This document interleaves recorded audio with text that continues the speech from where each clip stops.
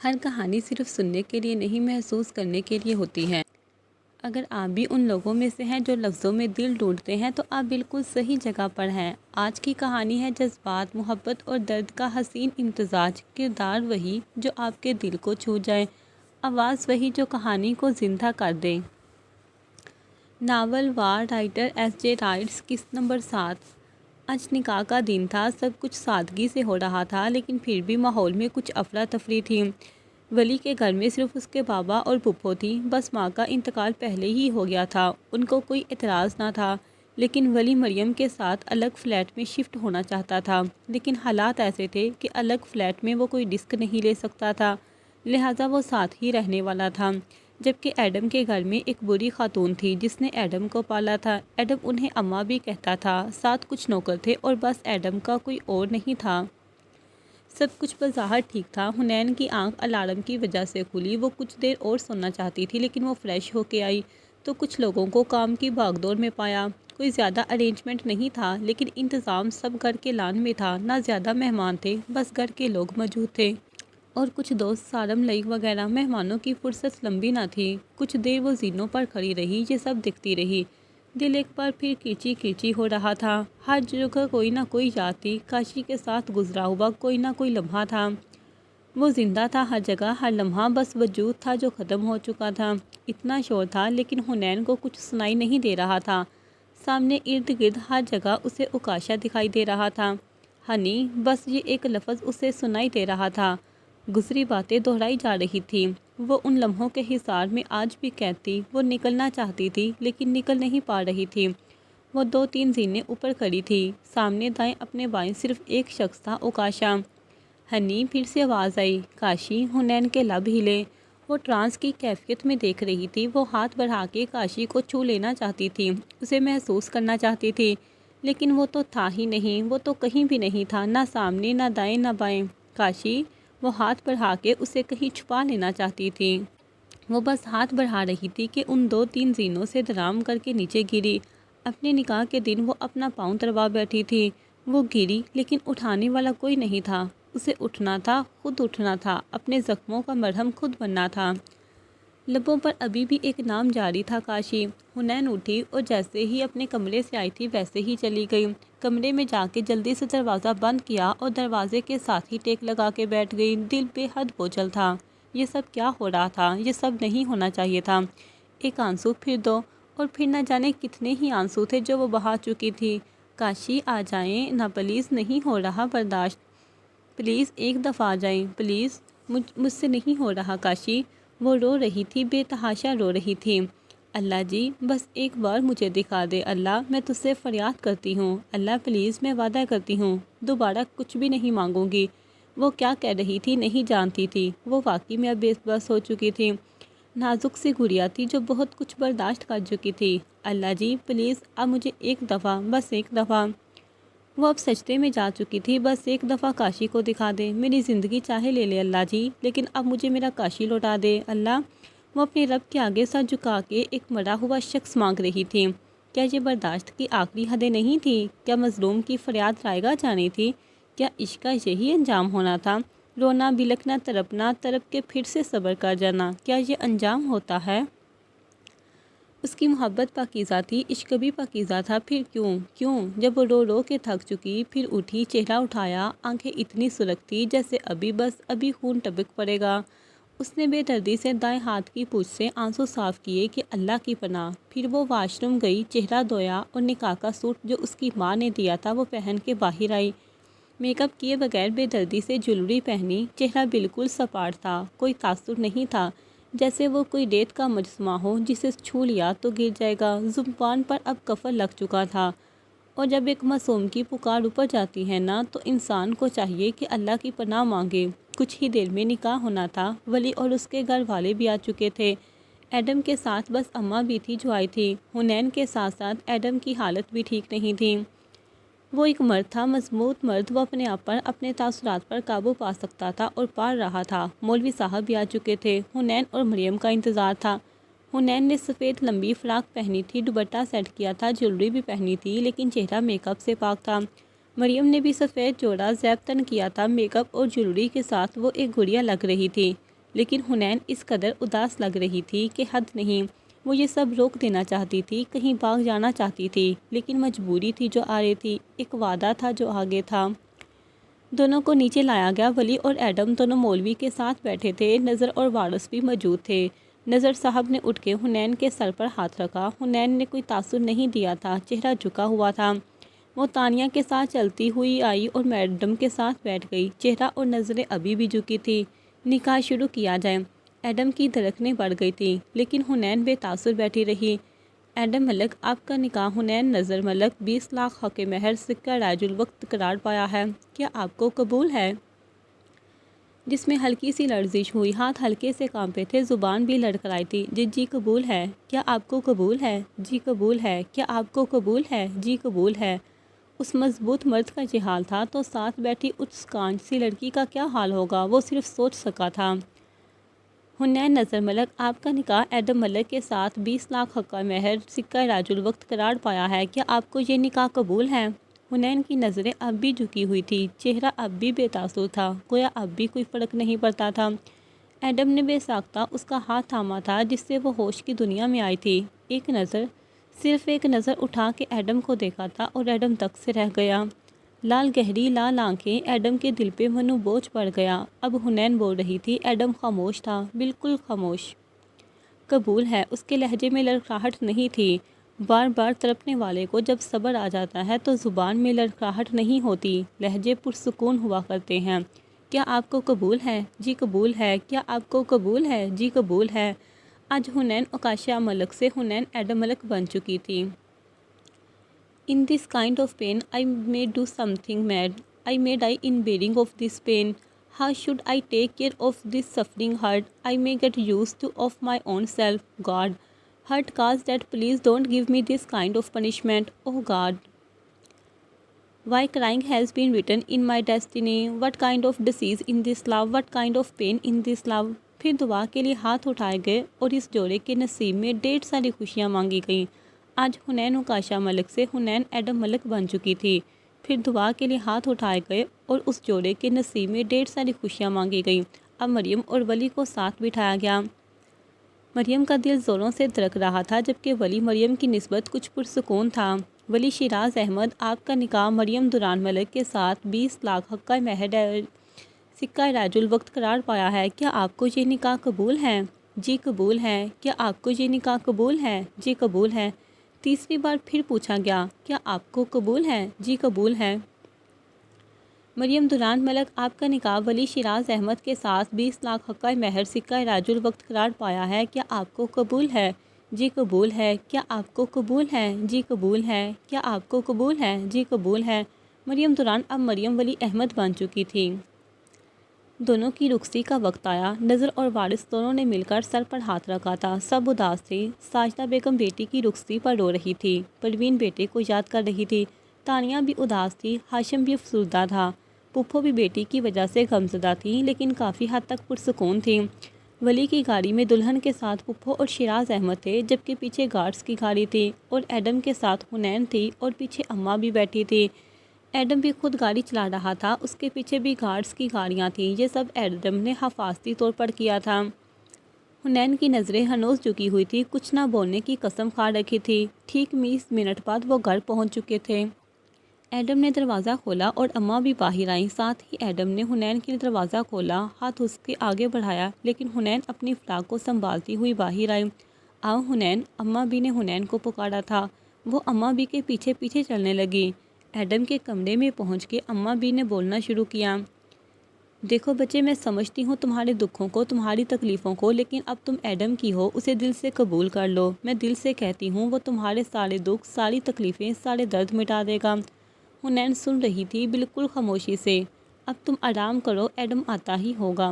اماں بھی جا چکی تھی اور حنین جا کے صوفے پر بیٹھ چکی تھی۔ اس وقت اس کے ذہن میں کیا کچھ نہیں تھا۔ اوکاشیا کی سب یادیں اس وقت اسے یاد آ رہی تھیں، اس کا بولنا، اس کا پیار، اس کی خاموشی، اس کا چلنا، اس کی پرواہ۔ کیا تھا جو اسے یاد نہیں تھا؟ خود کو اپنے کمرے میں نہ دیکھ کے ایک بار پھر سے زخم بھرے ہوئے، پھر سے رونا آیا، لیکن وہ ایڈم کے سامنے رونا نہیں چاہتی تھی۔ وہ بس اب آنسو روک لینا چاہتی تھی، مضبوط بن کے دکھانا چاہتی تھی۔ ولی بھی گھر پہنچ چکا تھا۔ پھپھو اور شیراز احمد نے اس کا اچھے سے استقبال کیا تھا۔ پھپھو نے آگے بڑھ کے مریم کو گلے سے لگایا تھا۔ بظاہر وہ بری ہو چکی تھی لیکن دل ابھی بھی نرم مزاج تھا۔ مریم، اب یہ گھر تمہارا ہے، اسے خوشیوں سے بھر دینا۔ بچے، میں تمہاری ماں کی جگہ ہوں، کچھ کہنا یا کچھ چاہیے ہو بلا جھجک کہہ دینا۔ وہ اسے ولی کے کمرے میں لے گئی تھی۔ ولی شیراز احمد سے بات کر رہا تھا۔ بیٹا، خیال رکھنا اور جاؤ آرام کرو۔ وہ دونوں بھی اپنے کمرے میں جا چکے تھے۔ اب مریم ولی کا انتظار کر رہی تھی۔ دل تھا کہ زوروں سے دھڑک رہا تھا۔ وہ کمرے کے بیچ میں کھڑی تھی۔ بڑے سائز کا بیڈ تھا، کمرہ بھی بڑا تھا، نیلے گہرے رنگ کے پردے لگے تھے، بیڈ بھی نیلے رنگ کا تھا۔ بڑی خوبصورتی سے سجایا گیا یہ کمرہ رومانوی سا ماحول بنا رہا تھا۔ ہر چیز سلیقے سے رکھی گئی تھی، ہر چیز سے پتہ چلتا تھا کہ یہاں رہنے والا شخص سلیقے مند تھا۔ وہ ابھی دیکھ ہی رہی تھی کہ دروازہ کھلنے کی آواز آئی۔ مریم کا دل سکڑ کے پھیلا تھا۔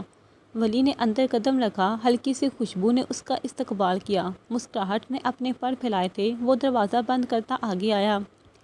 مریم کا رخ دوسری طرف تھا، آنکھیں میچی ہوئی تھیں۔ مریم، ولی نے پکارا تھا۔ بے ساختہ اس نے اپنی مٹھیاں بینچ لی تھیں، حالت ایسی تھی کہ ابھی گر جائے گی۔ مریم، ولی نے پھر پکارا، لیکن وہ گھبرا رہی تھی۔ اس نے اس کا ہاتھ پکڑا جو مٹھیوں میں بند تھا۔ مریم نے آنکھیں کھولی، وہ اسے پکڑ کے بیڈ پر بٹھا چکا تھا۔ ولی اب گھٹنوں کے بل اس کے سامنے بیٹھا تھا۔ مریم کی نظریں جھکی ہوئی تھیں، حیا کے رنگ تھے جو اس کے چہرے پر آیا تھے۔ پری، مریم نے ایک نظر اٹھا کے سامنے بیٹھے اس شہزادے کو دیکھا۔ ہاتھ ابھی بھی ولی کے ہاتھ میں تھے، صرف ایک نظر اٹھا کے دیکھا تھا اور نظر پھر سے جھکا لی تھی۔ بہت خوبصورت لگ رہی ہو پری، گال سرخ انار لگ رہے تھے۔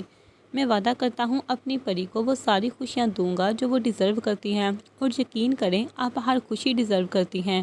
شہزادہ بول رہا تھا، پری سن رہی تھی۔ آپ نہیں جانتی ولی احمد، آپ کے بغیر ادھورا ہے۔ میری ہر خوشی آپ سے شروع، آپ پر ختم۔ میں وعدہ کرتا ہوں آپ کے دکھ کی وجہ کبھی نہیں بنوں گا، ایک آنچ کو، ایک تکلیف کو آپ کی طرف بڑھنے نہیں دوں گا۔ آپ میری زندگی کی وہ واحد چیز ہیں جس کے بغیر تو میں شاید سانس بھی نہیں لے پاؤں گا۔ اس نے مریم کے ہاتھ پر دباؤ ڈالا تھا۔ ولی احمد، آج سے آپ کا ہوا۔ میری ہر چیز پر آپ کا حق ہے، میری ہر سانس پر آپ کا حق ہے۔ مجھے چھوڑ کے مت جائیے گا، ورنہ میں زندہ نہیں رہ پاؤں گا۔ بولتے بولتے وہ سر مریم کی گود میں رکھ چکا تھا۔ محبت کا احساس تھا تو کتنا خوبصورت تھا، پاکیزگی کا رشتہ تھا، بہت ہی افضل تھا۔ مریم نے اس کے سر پر پیار سے ہاتھ پھیرا تھا۔ وہ اب کچھ پرسکون تھی، گھبراہٹ ختم ہو چکی تھی۔ ولی نے چہرہ اٹھا کے اوپر دیکھا تھا۔ اب بھی آرام ہو رہی ہیں، چاہے تو چینج کر سکتی ہیں، نہیں تو میں آپ کو ایسے ہی ساری رات بیٹھ کے دیکھتا رہوں گا۔ مریم جلدی سے اٹھی اور اپنا نارمل سا سوٹ نکال کے واش روم میں گھس گئی۔ کبھی کبھی سوچتا ہوں مجھے یہ کیا ہو گیا ہے، جو کبھی خود کا تھا اب تیرا ہو گیا ہے۔ S J rights. حنین صوفے پر بیٹھی تھی۔ جب ایڈم دروازہ کھول کے اندر آیا تو نظر سامنے حنین پر پڑی جو ہاتھوں کو دیکھ رہی تھی۔ چہرے پر کوئی تاثر نہ تھا، لیکن ایڈم پرسکون نہیں تھا۔ خاموشی دونوں طرف تھی، ایک لمحہ، دو لمحہ، نہ جانے کتنے لمحے خاموشی کی نظر ہو گئے۔ الفاظ دونوں کے پاس نہیں تھے۔ کافی دیر ایسے ہی گزرنے کے بعد ایڈم اس کے ساتھ صوفے پر بیٹھ گیا۔ خاموشی ابھی بھی برقرار تھی۔ ایڈم نے آنکھیں بند کر کے خود کو پرسکون کرنا چاہا۔ حنین، اس خاموشی کو ایڈم نے توڑا تھا۔ حنین ویسے ہی بیٹھی تھی، خاموش، نظریں جھکائی۔ آپ ٹھیک ہیں؟ اس نے ایک نظر اٹھا کے ایڈم کو دیکھا تھا، سرخ متروم آنکھیں۔ ایڈم نے بے ساختہ نظریں چرائی۔ نہیں، میں ٹھیک نہیں ہوں، میں ٹھیک نہیں ہوں ایڈم۔ آنسو تھے کہ باہر آنے کے لیے مچل رہے تھے، لیکن میں ٹھیک ہو جاؤں گی، میں مضبوط ہوں، بہادر ہوں۔ خود کو مضبوط کہنے والی یہ لڑکی اندر سے کتنی ٹوٹی ہوئی تھی ایڈم جانتا تھا۔ اب چینج کر کے آرام کریں، میں صوفے پر سو جاتا ہوں۔ حنین اٹھی اور لنگڑا کے چلتی ہوئی کبرڈ سے کپڑے نکال کے واش روم میں گھس گئی۔ ایڈم نے نظریں نیچے کی ہوئی تھیں، نہیں تو وہ اس کا لنگڑا کے چلنا ضرور دیکھتا۔ کچھ دیر بعد وہ مسٹرڈ سے کلر کا سوٹ پہن کے باہر نکلی، بالوں کا جوڑا بنا ہوا تھا، چہرے پر سے پانی ٹپک رہا تھا۔ ایڈم بے اختیار دیکھتا چلا گیا، لیکن جب اس کا لنگڑا کے چلنا دیکھا تو جلدی سے اٹھ کے اس کے قریب آیا۔ حنین، کیا ہوا آپ کو؟ کیا آپ ٹھیک ہیں؟ لہجے میں بے پناہ فکر نمایاں تھی۔ وہ چلتی ہوئی بیڈ پر بیٹھی۔ آپ ٹھیک نہیں ہیں، آپ کا پاؤں زخمی ہے۔ کیا ہوا ہے؟ وہ پھر پوچھ رہا تھا۔ گر گئی تھی میں۔ وہ بحث کرنے کی حالت میں نہیں تھی۔ آپ بیٹھے، میں آئنٹمنٹ لے کے آتا ہوں۔ وہ باہر گیا اور کچھ دیر میں آئنٹمنٹ کے ساتھ دودھ کا گلاس اور میڈیسن بھی تھی، لیکن حنین اس کا انتظار کیے بغیر سر پر ہاتھ رکھے لیٹی ہوئی تھی۔ وہ نیند میں تھی شاید۔ حنین، وہ خاموش تھی۔ حنین، ایڈم نے پھر سے پکارا۔ اب وہ اٹھ چکی تھی۔ دکھائیں کہاں لگی ہے؟ میں خود لگا لوں گی، آپ کی مدد نہیں چاہیے۔ وہ آئنٹمنٹ اس کے ہاتھ سے لے چکی تھی۔ بعض اوقات کسی کی مدد نہ لینے والا بھی خود کو قابل ترس بنا دیتا ہے۔ اس وقت وہ بھی خود کو قابل ترس لگ رہی تھی۔ یہ آپ مجھے دکھائیں، میں لگاتا ہوں۔ اب وہ نیچے اس کے قدموں میں بیٹھا تھا۔ یہ محبت ہے جو ایک مرد کی انا کو ختم کر دیتی ہے۔ حنین اب مزاحمت نہیں کر رہی تھی۔ اس وقت اس میں لڑنے کی ہمت نہیں تھی۔ وہ اتنا تھک گئی تھی کہ بس سونا چاہتی تھی۔ ایڈم نے آئنٹمنٹ اس کے پاؤں میں لگائی تھی۔ آپ ہی کہتے ہیں نا کہ انسان کو بہادر ہونا چاہیے۔ لہجہ زکام زدہ تھا۔ یہ والا بہادر نہیں کہا تھا۔ بعض اوقات انسان کو مدد لے لینی چاہیے۔ یہ آپ کو قابل ترس نہیں بناتی، ایڈم نے رسانیت سے سمجھایا تھا۔ مجھ پر ترس کھانے کی ضرورت نہیں ہے، جانتا ہوں، بہت بہادر ہیں آپ۔ یہ لیں دودھ اور میڈیسن، اس سے نیند کے ساتھ ساتھ آرام بھی ملے گا۔ وہ سب پی کے سکون سے لیٹ گئی تھی۔ ایڈم جا کے صوفے پر بیٹھ گیا تھا۔ نیند آنے والی نہیں تھی آج۔ وہ حنین کو دیکھ رہا تھا جب تک وہ سو نہیں گئی۔ وہ اٹھا اور حنین کو اوپر لحاف ڈالا اور اس کا ہاتھ پکڑ کے بیٹھ گیا۔ حنین گلا روند رہا تھا۔ دوسروں کو بہادر بنانے والا آج خود ڈر رہا تھا۔ میں جانتا ہوں آپ تکلیف میں ہیں، بہت تکلیف میں۔ ایک آنسو ٹوٹ کے حنین کے ہاتھوں پر گرا تھا۔ لیکن وہ وقت قریب ہے جب آپ کے سارے دکھ مٹ جائیں گے، سارے غم ختم ہو جائیں گے۔ میں جانتا ہوں میں کبھی اوکاشا کی جگہ نہیں لے سکتا، لیکن یقین کریں میں آپ کو اوکاشا کی کمی بھی محسوس نہیں ہونے دوں گا۔ میں آپ کو بہت چاہتا ہوں حنین، بہت چاہتا ہوں۔ میں آپ کے سارے درد، سارے غم خود میں سمیٹ لوں گا۔ اب آپ پر ایک آنچ نہیں آنے دوں گا۔ اب میرے لیے آب حیات ہے، یہاں تک آ چکا ہوں۔ ایک مدت کے بعد آپ کو آزاد کر دوں گا۔ جھوٹ کہا تھا تب تک میں آپ کو اتنا چاہوں گا کہ آپ مجھ سے وہ آگے بول نہیں پایا تھا۔ سامنے پڑا وجود کانچ کا تھا جو کہ اب ٹوٹ گیا تھا تو جڑ نہیں پائے گا۔ حنین پرسکون سی سوئی ہوئی تھی۔ یہ وہ حنین تھی جس نے اپنے سامنے قیامت کو گزرتے دیکھا تھا، اپنے وجود سے اپنی جان کو نکلتے دیکھا تھا، روح کے پرواز ہونے کی آواز سنی تھی، لیکن وہ کچھ اور نہیں کر پائی تھی۔ اب اسے زندگی کو گزارنا تھا تب تک جب موت نہیں آ جاتی۔ میں آپ کو کچھ نہیں ہونے دوں گا۔ آپ کی طرف آنے والا ہر ہاتھ کاٹ دوں گا۔ اب سے یہ ایڈم آپ کا ہے، میری ہر خوشی میں آپ کا حق ہے اور آپ کا میرا ہر دکھ میرا ہے۔ ایڈم ملک اب حنین ملک کا ہے۔ وہ دل ہلکا کر کے خاموشی سے اٹھا اور صوفے پر جا کے لیٹ گیا۔ آنے والا دن، آنے والا سورج نہ جانے کیا سنبھال آنے والا تھا۔ اگر یہ کہہ دو میرے بغیر نہیں گزارا تو میں تمہارا، یا اس پر مبنی کوئی تاثر، کوئی اشارہ، تو میں تمہارا، غرور پرور ارناک کا ملک، کچھ اس طرح کے نام میرے، مگر قسم سے جو بھی تم نے ایک بھی پکارا تو میں تمہارا۔ تم اپنی شرطوں پہ کھیل کھیلو، میں جیسے چاہوں لگاؤں بازی، اگر میں جیتا تو تم ہو میرے، اگر میں ہارا تو میں تمہارا۔ تمہارا عشق، تمہارا مخلص، تمہارا ساتھی، تمہارا اپنا، رہا نہ ان میں سے کوئی دنیا میں جب تمہارا تو میں تمہارا۔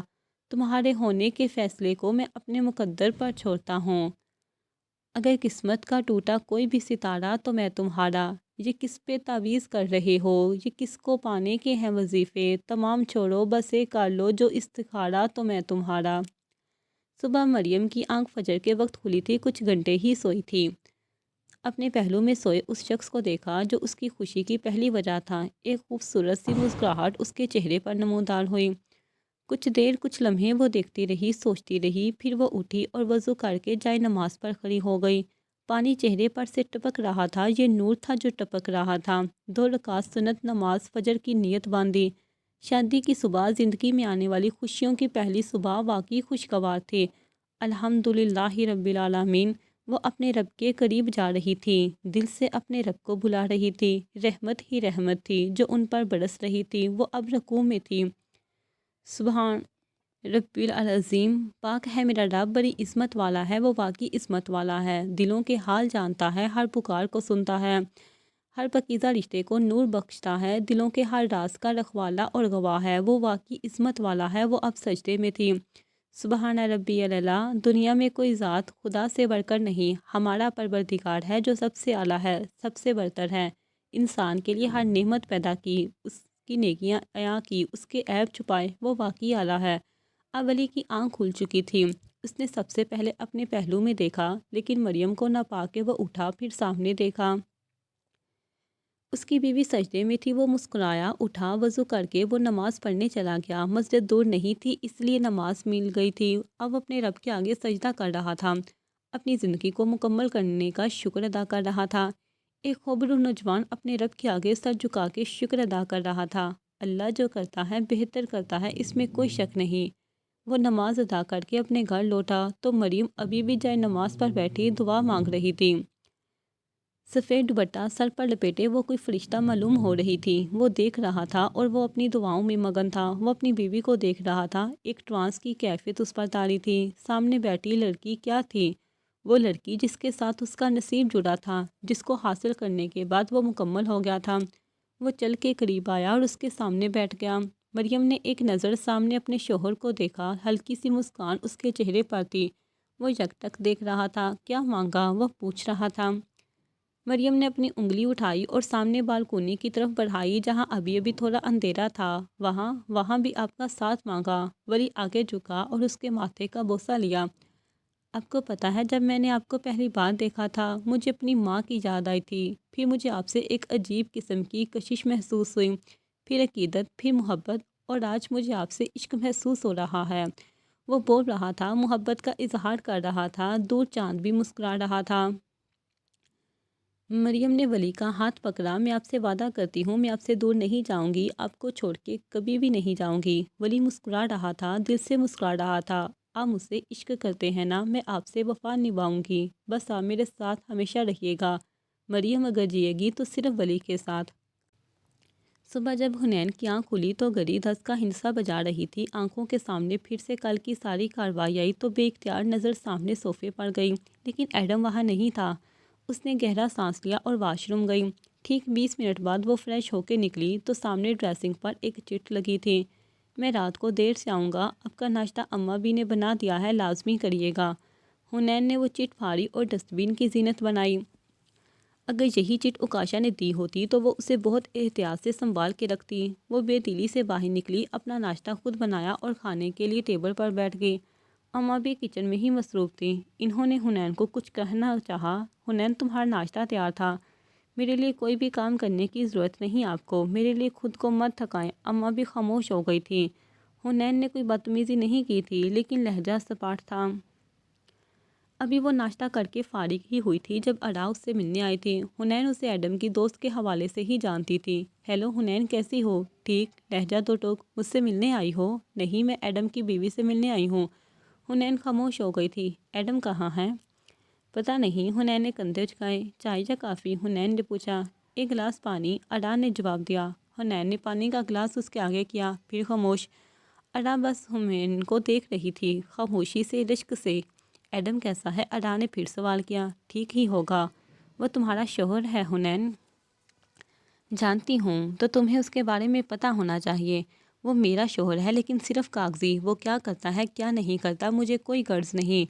حنین تم خود غرض بن رہی ہو۔ دیکھو را، میرا اس سے دل کا کوئی رشتہ نہیں، یہ شادی ایک مجبوری ہے، اس کے لیے بھی اور میرے لیے بھی۔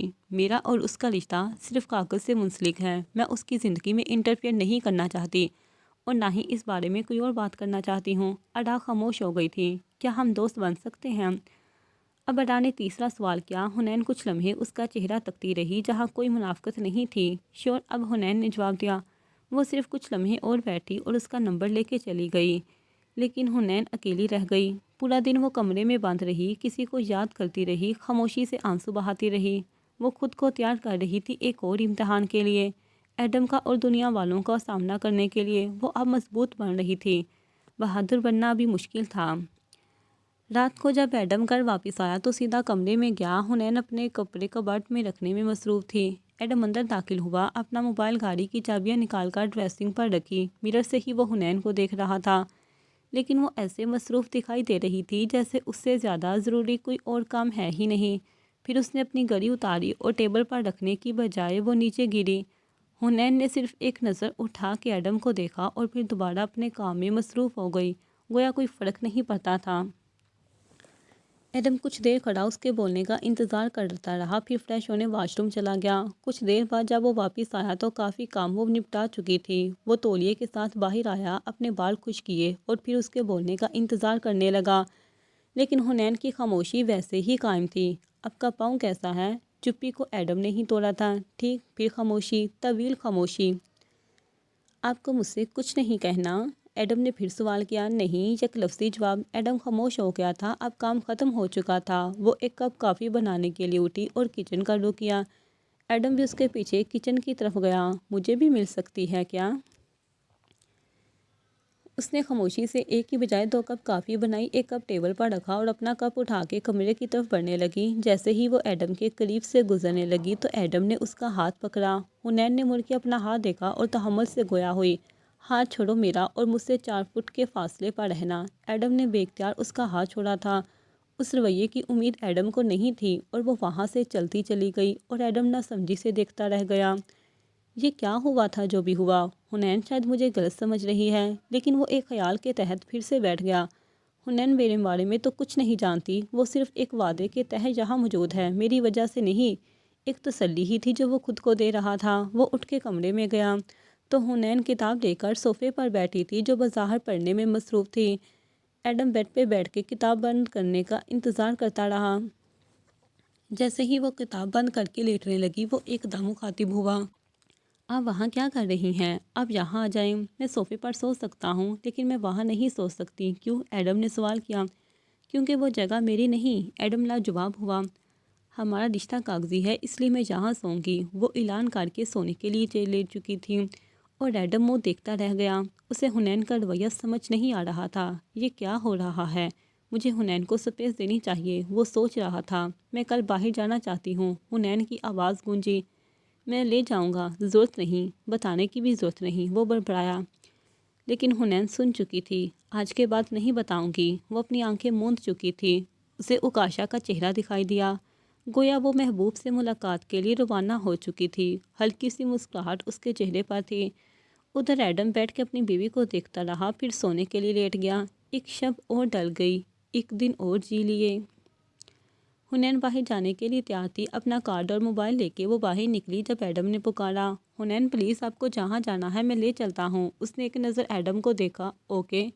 پھر کار کا دروازہ کھول کے ایڈم کے ساتھ والی نشست پر براجمان تھی۔ کہاں جانا ہے آپ کو؟ ایک لیپ ٹاپ اور کچھ ڈیوائس لینی ہے، حنین کہہ کے چپ ہوئی۔ اس کی کیا ضرورت ہے؟ میں گھر میں فارغ نہیں بیٹھنا چاہتی۔ اب ایڈم نے کوئی سوال نہ کیا، حنین نے نہ کوئی بات، سارا راستہ خاموشی سے ہی کٹ گیا۔ وہاں پہنچ کے حنین نے لیپ ٹاپ اور نیٹ ورک سسٹم کے کچھ گیجٹ خریدے جس کا بل 4 لاکھ سے اوپر کا تھا۔ حنین نے اپنا کارڈ آگے کیا۔ یہ کیا کر رہی ہیں آپ؟ میں دے سکتا ہوں، لیکن میں اپنا بل خود دوں گی۔ جانتا ہوں بہت پیسے ہیں آپ کے پاس، لیکن جی اللہ کا شکر ہے، میرے اوکاشا نے بہت کچھ دے رکھا تھا مجھے۔ ایڈم کی بات منہ میں ہی رہ گئی۔ مطلب آپ میرے پیسے نہیں لیں گی؟ حنین آگے ہوئی، ہلکا سا قریب ہوئی اور آنکھوں میں دیکھ کر بولی، یہ پیسے اپنی بیوی کے لیے سنبھال کے رکھو۔ بلکہ جھپک کے گویا تسلی دی اور اپنا کارڈ دے دیا۔ وہ یہ سب چیزیں خرید کر گاڑی میں بیٹھ چکی تھیں۔ ایڈم کو حنین کی بات اندر تک کڑوی لگی تھی، لیکن وہ بولا نہیں تھا۔ کچھ دیر گاڑی چلنے کے بعد حنین نے پھر رکوائی۔ وہ اب سوالیہ نظروں سے حنین کو دیکھ رہا تھا۔ مجھے آئس کریم کھانی ہے، کہہ کے وہ گاڑی سے اتر گئی۔ ایڈم بھی اس کے پیچھے پیچھے آیا تھا۔ بہت سی یادیں ایک دم تازہ ہوئی تھی، لیکن وہ ایک مدت کے لیے ہی صحیح مگر وہ مضبوط بن گئی تھی۔ آئس کریم کھا کے وہ سکون سے گاڑی میں بیٹھ گئی۔ اپنی پشت بھی گاڑی کی سیٹ سے لگا لی جیسے میلوں سفر وہ کر چکی ہو اور میلوں سفر کرنا بھی باقی ہو۔ اس نے آنکھیں موند لی تھی۔ گھر پہنچ کے وہ بنا کچھ بولے خاموشی سے اتری اور گھر میں داخل ہو گئی، لیکن ایڈم اندر نہیں آیا تھا بلکہ وہاں سے کہیں جا چکا تھا۔ حنین نے ساری چیزیں صوفے پر رکھی اور گرنے کے انداز میں بیٹھ گئی۔ عجیب سی تھکاوٹ تھی، جیسے ہر گزرتا لمحہ اس پر بوجھ بنتا جا رہا ہو اور وہ اس بوجھ تلے دبتی جا رہی ہو۔ سر میں درد کی ٹیسیں اٹھ رہی تھیں۔ وہ اپنے ہاتھ سے سر کو پکڑے ہوئی تھی، آنسو کنپٹی میں جذب ہو رہے تھے۔ وہ اٹھی، ایک کپ کافی بنائی، پھر شاور لیا اور سونے کے لیے لیٹ گئی۔ ایڈم ادھر ادھر گاڑی دوڑاتا رہا، پھر تھک ہار کے اس نے گاڑی روکی اور باہر نکل کے گاڑی کے ساتھ اپنی پشت لگا کے کھڑا ہو گیا۔ بہت سی سوچیں تھیں جو اس پر حاوی تھیں۔ کچھ چیزیں ایسی تھیں جنہیں چاہ کر بھی وہ ٹھیک نہیں کر سکتا تھا۔ ایک پریشانی کا اضافہ اور ہو گیا تھا۔ حنین کا رویہ اسے شرمندہ بھی کر رہا تھا اور دکھ بھی دے رہا تھا، لیکن وہ کچھ بھی نہیں کر پا رہا تھا۔ وہ ایک ایجنٹ نہیں تھا، ایک وکیل بھی نہیں تھا، وہ ایک عام شہری تھا۔ اگر ایک عام شہری ایک مجرم کو ختم کرے نا تو اسے بھی مجرم سمجھا جاتا ہے۔ پاشا سامنے تھا لیکن دوران ملک کہاں تھا یہ نہیں پتا تھا۔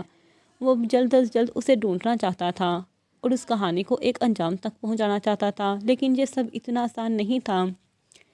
ان سب میں وہ حنین سے بھی دور بھی جا سکتا تھا اور وہ یہ ہونے نہیں دے سکتا تھا۔ اسے سمجھ نہیں آ رہی تھی کہ وہ کیا کرے، کہاں سے شروع کرے۔ ایک کتاب پڑھنے والے کو اچانک بندوق پکڑا دی جائے تو وہ اسے کیسے چلائے؟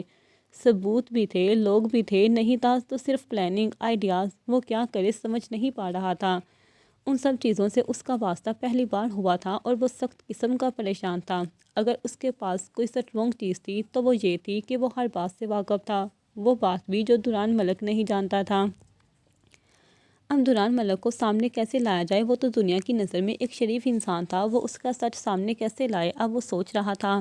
سوچنے کے لیے پرسکون ہونے کی ضرورت تھی، لیکن سکون نہیں تھا اس کے پاس۔ وہ چلتا ہوا مسجد کے قریب آیا اور سکون مانگنے اپنے رب کے آگے سجدے کے لیے چلا گیا۔ اور پھر کہا جاتا ہے کہ جب آپ کا ماضی کسی گہری کھائی کا نشان ہو اور مستقبل کی کسی گہرے سیاہ نشان کی مانند نظر آ جائے تو چاہے ایک بار دل سے اپنے رب کو بلائیں، اسے پکارے، اس سے مدد مانگے۔ وہ سنتا ہے، وہ سب کی سنتا ہے، تمہاری بھی سنے گا۔ اللہ کی پکڑ سے تو کوئی بھی نہیں بچتا، وہ بھی نہیں بچے گا۔ ظالم کے خلاف کھڑے ہونے والے کو اللہ کبھی بھی رسوائی کے اندھیرے میں نہیں پھینکتا۔ اللہ اس کے ساتھ ہے جو مظلوم کے سر پر ہاتھ رکھے اور ظالم کا ہاتھ روکے۔ پھر کیسے وہ انصاف والوں کے ساتھ ناانصافی کر سکتا ہے؟ وہ ساتھ دیتا ہے اپنے بندوں کا، بس ایک دعا کی ضرورت ہے، ایک قدم اس کی طرف بڑھانے کی ضرورت ہے۔ وہ جب گھر واپس آیا تو حنین سونے کے لیے لیٹ چکی تھی۔ وہ چلتا ہوا قریب آیا اور صوفے کے ساتھ بیٹھ گیا، بالکل حنین کے سامنے۔ حنین، ایڈم نے اپنی سوئی ہوئی بیوی کو پکارا، بالکل ہلکی آواز میں۔ حنین، آپ فکر مت کریں، میں بہت جلد اسے ڈھونڈ لوں گا، بہت جلد انصاف ملے گا۔ جس نے آپ کو تکلیف پہنچائی ہے مرنا تو اسے بھی ہوگا۔ میرے پاس جینے کی صرف ایک وجہ ہے اور وہ آپ ہیں۔ بہت کچھ برداشت کر چکا ہوں، لیکن اب جینے کی وجہ کو آپ اور نقصان ہوتے ہوئے نہیں دیکھ سکتا۔ ایسا ہاتھ ایڈم کے ہاتھ میں تھا۔ میں نے کہا تھا کہ آپ مجھے چاہے یا نہ چاہے مجھے کوئی فرق نہیں پڑتا، لیکن آج مجھے فرق پڑ رہا ہے، بہت فرق پڑ رہا ہے۔ آپ کی بے رخی برداشت نہیں ہو رہی، میں کیا کروں، میرے بس میں نہیں۔ مجھے اپنا ظرف بڑا کرنا پڑتا ہے کیونکہ میں آپ سے عشق کر چکا ہوں۔ میں خود کو مجبور پاتا ہوں، بہت مجبور، لیکن آپ فکر مت کریں۔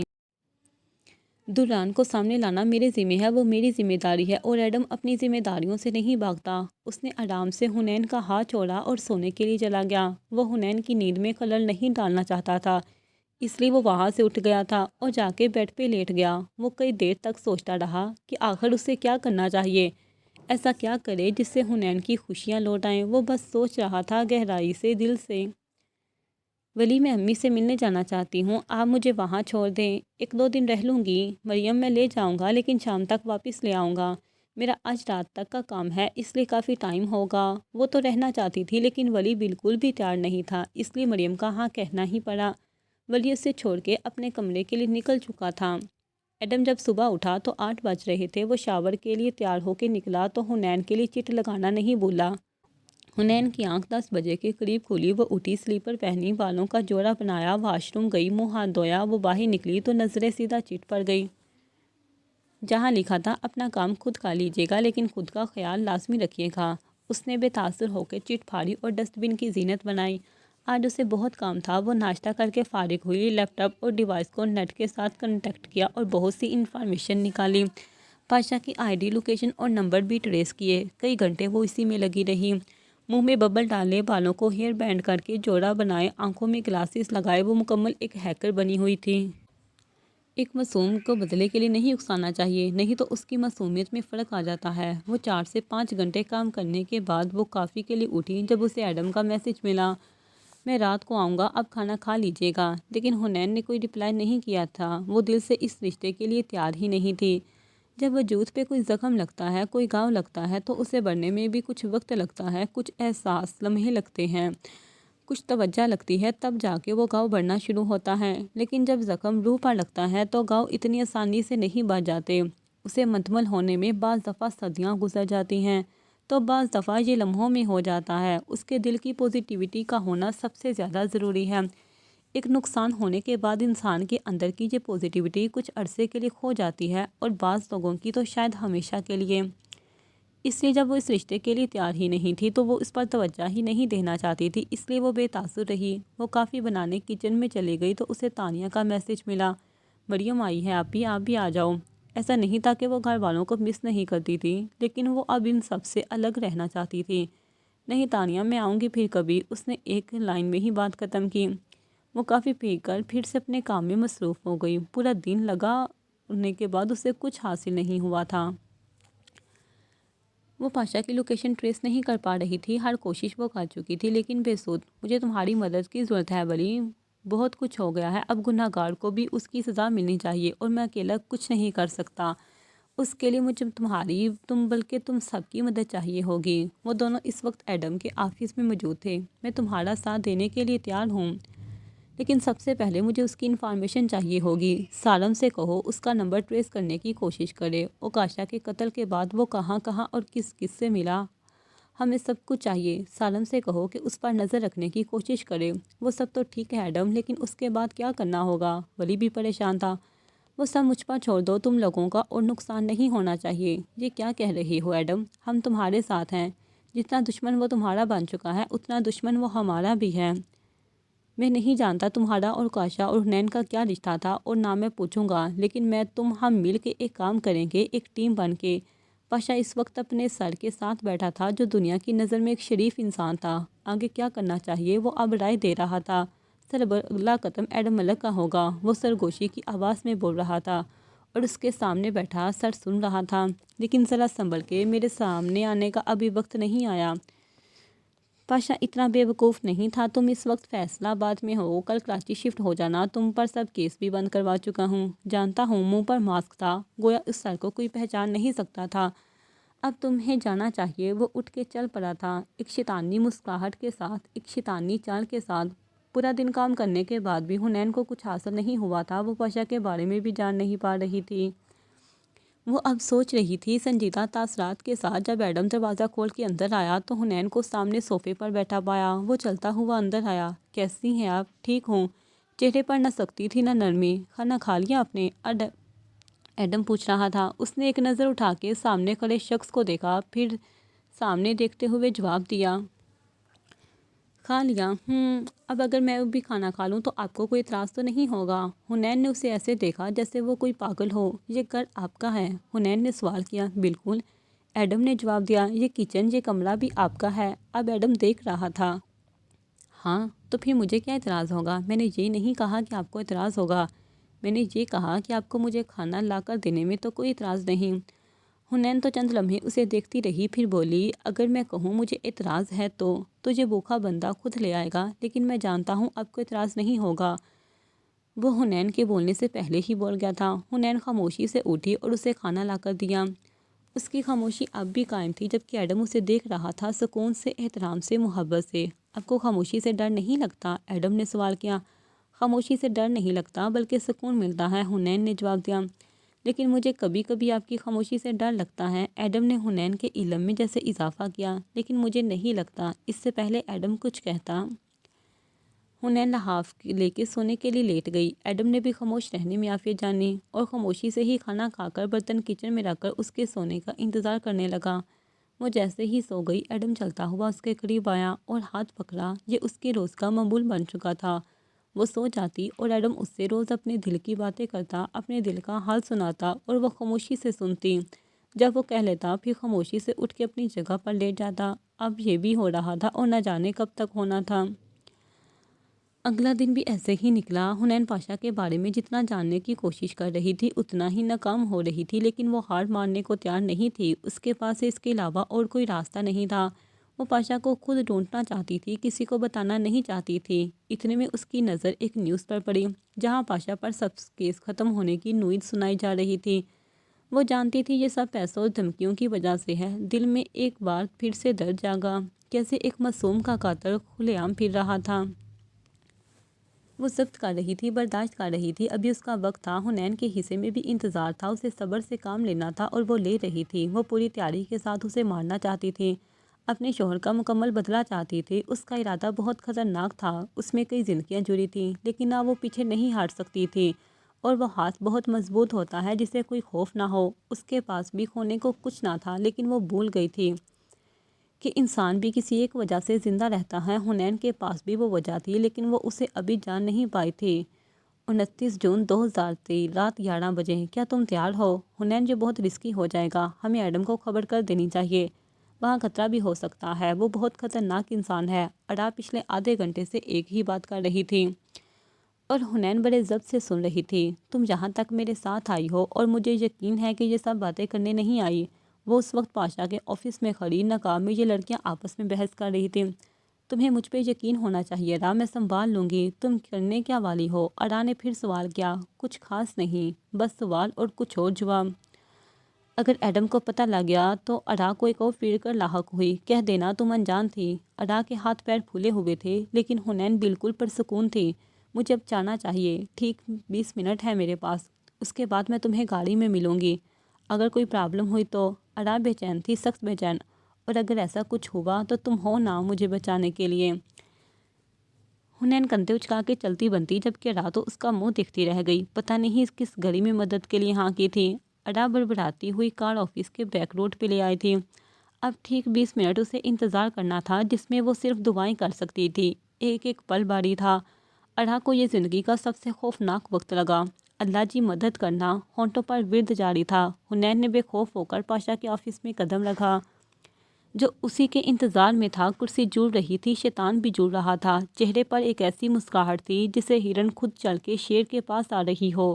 وہ سامنے دیکھ رہا تھا، جہاں نقاب میں ایک لڑکی کھڑی تھی، تنہا اکیلی نڈر۔ وہ گنگنا رہا تھا، ہم کو چھوڑ کے یوں نہ جائیے، آپ کو ہماری قسم لوٹ آئیے۔ چہرے پر غمگین کی مسکراہٹ تھی۔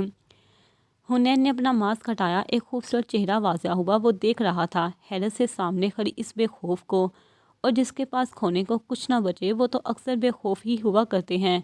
اس وقت وہ بھی بے خوف تھی۔ 19 اس کا گنگنانا جاری تھا۔ حنین آگے آئی، ہلکا سا مسکرائی۔ بیٹھنے کے لیے نہیں کہو گے اپنے دشمن کی بیوی کو؟ یہ سننے کے بعد وہ پکا غصے میں آتا یا جنونی ہوتا اگر اس کا موڈ اچھا نہ ہوتا، لیکن اس کا گنگنانا ابھی بھی جاری تھا۔ ہم آپ کو چھوڑ کے یوں نہ جائیں، آپ کو ہماری قسم لوٹ آئیں۔ اس کی بات پہ اس کے چہرے کی مسکراہٹ اور بھی گہری ہو گئی۔ شش! حنین نے اپنے کانوں میں انگلیاں رکھی اور دل جلا دینے والی مسکراہٹ سے گویا ہوئی، بہت بے سرا ہے، تمہاری آواز میرے سننے کے قابل نہیں۔ حنین کی بات پہ اس نے زور کا قہقہ لگایا، دنیا کی سب سے منحوس ہنسی۔ حنین زیر لب بڑبڑائی۔ وہ بالکل بے تاثر ہو کے اس کا چہرہ دیکھتی رہی۔ لیکن یہ آواز تو تمہیں سننی ہوگی، ہمیشہ ہمیشہ۔ 18 تمہیں کیا لگتا ہے ہمیشہ؟ اب کے حنین مسکرائی، لیکن پاشا کا موڈ خراب ہونے کا نام نہیں لے رہا تھا۔ ویسے تو تم تھوڑا انتظار کر لیتی، میں خود تمہیں لینے آتا، لیکن چلو تم خود چل کر میرے پاس آئی ہو تو اس کو میں کیا سمجھوں؟ بے حد معنی خیز جملے تھے، لہجے میں مسکراہٹ اور شرارت دونوں شامل تھی۔ دھوکہ سمجھ سکتے ہو۔ اب حنین مسکرائی، بالکل اس کی طرح کمینگی سے۔ کیا لوگی؟ وہ کیا ہے نا، میں تمہاری مہمان نوازی چاہتا ہوں، کہہ کے وہ آگے کو ہوا تھا تھوڑا سا۔ حنین بھی ہلکا سا آگے ہوئی، اس کی آنکھوں میں دیکھا اور ٹھنڈے ٹھار لہجے میں بولی، تمہارا خون۔ 17 صرف ایک پل کے لیے پاشا کی مسکراہٹ سمٹی، اور اس ایک پل میں حنین کی گہری، اور اگلے ہی پل زور سے وہ ہنسا۔ حنین اس کی ہنسی سے محظوظ ہو رہی تھی۔ امیزنگ، پاشا محظوظ ہوتا ہوا بولا، اسی وجہ سے میں تمہارا دیوانہ ہو چکا ہوں، آج یا کل میں تمہیں حاصل کر ہی لوں گا۔ لیکن تم تو اس خواہش کے بغیر مرو گے، مجھے افسوس رہے گا۔ حنین، اور کتنی دیر ہے؟ اڈا کی پریشانی تھی کہ بڑھتی جا رہی تھی۔ ابھی 3 منٹ گزرے تھے، لیکن حنین ایسے شان سے بیٹھی تھی جیسے یہاں فرصت سے بیٹھنے آئی ہو۔ میری جان چھوڑو، میں وہ ہوں جو اپنی موت خود طے کرتا ہے، کہہ کے وہ ہنسا تھا جیسے اپنی ہی بات سے محظوظ ہو رہا ہو۔ 16 لیکن افسوس، تمہاری موت تو وہ طے کر چکا ہے، بس وقت کا انتظار ہے، اس کے آگے ہم کیا کر سکتے ہیں؟ وہ دلی افسوس سے بولی، تو کیا تم مجھے یہاں مارنے آئی ہو؟ وہ محظوظ ہو رہا تھا، مذاق اڑانے والے انداز میں بولا۔ حنین نے اس کی بات ہوا میں اڑائی اور کھڑی ہوئی، ہو بھی سکتا ہے۔ وہ چل کے اس کے سامنے آئی، چہرہ جھکا کے اس کی آنکھوں میں دیکھا، جو ٹرانس کی کیفیت میں اس کی حرکتیں دیکھ رہا تھا، اور پھر وہ نفرت سے بولی، میرا بس چلے تو تمہیں کتے کی موت ماروں۔ وہ ابھی اتنے کے بعد سمجھ پاتا، اسے اپنی گردن میں کچھ چبھتا ہوا محسوس ہوا۔ حنین نے جلدی سے ایک انجیکشن اس کی گردن میں انجیکٹ کیا۔ اس سے پہلے وہ حنین کو پکڑتا، حنین نے اسے اتنی زور سے دھکا دیا کہ وہ ایک طرف جا گرا۔ ہیوی ڈوز کی وجہ سے وہ جلدی ہی ہوش کی دنیا سے بیگانہ ہو گیا، لیکن وہ اسے پکڑنے کی کوشش کرتا رہا تھا۔ حنین نے اسے نفرت سے دیکھا تھا، پھر غصے سے بولی تھی، ایک سائیکالوجسٹ کو نہیں اکسانا چاہیے۔ وہ غصے سے بولتی ہوئی اپنے کام میں مصروف ہو گئی۔ پاشا اب ہوش میں نہیں تھا۔ کیا کوئی یقین کر سکتا ہے کہ یہ کانٹ سی لوکی جو اندر سے بالکل ٹوٹی ہوئی تھی، وہ اتنے بڑے کرمنل کو گرا چکی تھی؟ اس لیے معصوم کو بدلے کے لیے نہیں اکسانا چاہیے، نہیں تو اس کی معصومیت پر فرق پڑتا ہے جیسے اب پڑ رہا تھا۔ 15 وہ اب اس کے موبائل پر ایک سسٹم ٹرانسفر کر رہی تھی۔ حنین کتنی دیر اور ادھر اڑا پریشانی سے بے ہوش ہونے والی تھی۔ اپنی سانسیں اسے اپنی نہیں لگ رہی تھی، اسے اپنی گردن سولی پر لٹکتی ہوئی محسوس ہو رہی تھی۔ دعاؤں کا ورد بھی ساتھ ساتھ جاری تھا۔ اب حنین نے اپنے موبائل سے اس درندے کی تصویر لی اور اڑا کو سینڈ کی، اور ساتھ ایک ہنسی والا ایموجی۔ پکا وہ پاگل ہو چکی تھی۔ پھر اس نے ببل نکالا اور منہ میں ڈالا، اور پھر اس کے نیٹ ورک کو ٹولا۔ پھر اس کے کچھ ڈاکومنٹس تھے جنہیں کاپی کرنے میں 10 منٹ لگنے تھے۔ ارے یہ کیا 10 منٹ؟ اس نے ملکے پاشا کو دیکھا جو بے سدھ پڑا تھا۔ اسے ہوش میں آنے کے لیے 2 گھنٹے سے زائد بھی لگ سکتے تھے۔ اس نے اوپر کی طرف دیکھا اور ہلکی سی حواس میں کسی سے مخاطب ہوئی، دیکھ رہے ہو نا؟ لیکن جواب نہ پا کر وہ بے پناہ اداس ہوئی۔ اب بات بھی نہیں کرتے ہو، بڑے آگے جا چکے ہو۔ وہ ہلکے سے انداز میں کسی سے محو گفتگو تھی۔ لیکن دیکھ رہے ہو اپنے دشمن کو، جو تم نہ کر سکے وہ میں کرنا چاہتی ہوں۔ اسے اپنے ہاتھوں سے ماروں گی کاشی۔ وہ پاشا کو دیکھ کے نفرت سے بولی تھی۔ اتنے میں ڈاکومنٹس کاپی ہوئے اور اس نے اپنا کام کیا اور پاشا کو ٹھوکر مار کے چلتی بنی۔ چلتے ہوئے اس کی نظر سامنے تحریر پر گئی۔ اس نے چند لمحے رک کے دیکھا، پھر سامنے پڑے شوپیس کو اٹھایا اور پوری قوت سے اسے سامنے دیوار پر مارا۔ سامنے لکھی وہ تصویر چکنا چور ہو گئی تھی۔ اس خوشنما ماحول میں ہلکا سا ارتعاش پیدا ہوا اور وہ وہاں سے نکلتی چلی گئی، لیکن چلتے ہوئے وہ ایک چٹ پر کچھ لکھ کر گئی تھی۔ ٹھیک 19 منٹ بعد وہ اس کے سامنے تھی۔ تم ٹھیک ہو؟ حنین ببل چبا رہی تھی۔ حنین میں تم سے پوچھ رہی ہوں، مجھے کیا ہونا ہے؟ حنین نے لاپرواہ انداز میں جواب دیا۔ تم کیا کر کے آئی ہو؟ اب اڑا نے سوال کیا۔ حنین نے ناگواری سے دیکھا۔ پہلے چلو یہاں سے، اس جگہ سے بھی نفرت ہے مجھے۔ اڑا نے گاڑی سٹارٹ کی۔ حنین نے سائڈ میرر سے پیچھے دیکھا تھا اور ہلکا سا مسکرائی تھی۔ اڑا نے کافی آگے جا کے گاڑی روکی۔ اب بتاؤ۔ کچھ خاص نہیں، بس اسے بے ہوش کر کے اس کے موبائل میں ٹریس سسٹم فٹ کر رہی ہوں۔ کیا؟ وہ چیخی۔ یہ کیا کیا تم نے؟ وہ ہوش میں آئے گا، پھر اسے پتہ لگ جائے گا کہ اس کے موبائل میں ایک GSP سسٹم ہے۔ اڑا تمہیں پتہ ہے؟ تمہیں پتہ ہے تم کیا کر رہی ہو؟ حنین نے پوچھا۔ اڑا نے رک کے اسے قدرے تعجب سے پوچھا تھا۔ تم ایک ہیکر پر شک کر رہی ہو؟ یہ تمہارے لیے نقصان دہ ہو سکتا ہے۔ اڑا مزید بدمزہ ہوئی۔ تم پاگل ہو؟ اور اسے کچھ کہا؟ ہاں کیا؟ اب اڑا نے سوالیہ نظروں سے دیکھا۔ یہی کہ میرا بس چلے تو تمہیں کتے کی موت ماروں۔ اب کہ حنین نے اڑا سے جواب دیا، اور اتنی ہی زور کا جھٹکا اڑا کو لگا۔ کیا؟ حنین نے معصومیت سے پلک کے جھپکے گویا تسلی دی۔ اڑا پر حیرت کے پہاڑ ٹوٹ رہے تھے۔ Hunain you know what, you are dangerous woman. اڑا نے قدرے خوف سے کہا۔ حنین نے سن کے زور کا قہقہ لگایا۔